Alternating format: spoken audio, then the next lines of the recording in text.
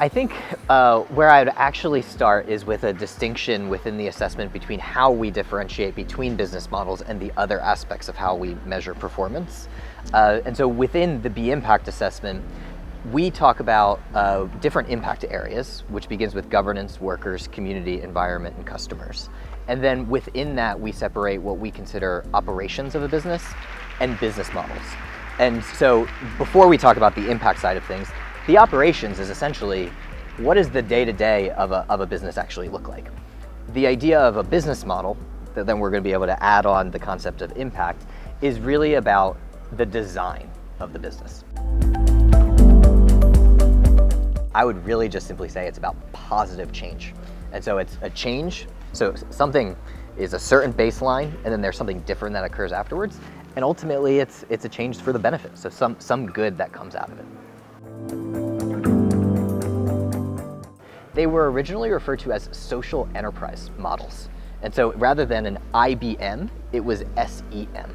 And the whole idea at the beginning was we were always developing a set of indicators that would be able to assess a company's performance. There needed to be this aspect of operational performance, which is again getting at day-to-day aspects of how a company is having an impact, which is really thinking about things like, are you providing benefits to your employees?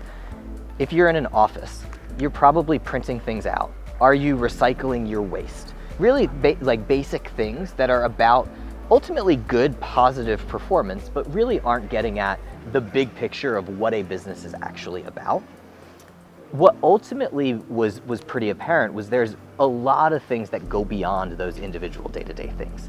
And most frequently, those are the types of organizations that have historically identified themselves as something like a social enterprise, right? Not just a regular business who's trying to do something good, but really baking it into their design of their business and how they identify themselves.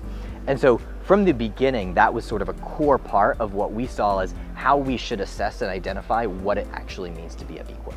More specifically saying, what is an IBM? Which is ultimately how a company has designed their business in a way to produce a positive impact. An education company, for instance, has an impact business model in the sense that they exist to deliver a product that is ultimately about educating people, that we consider the idea of education to be an inherent positive.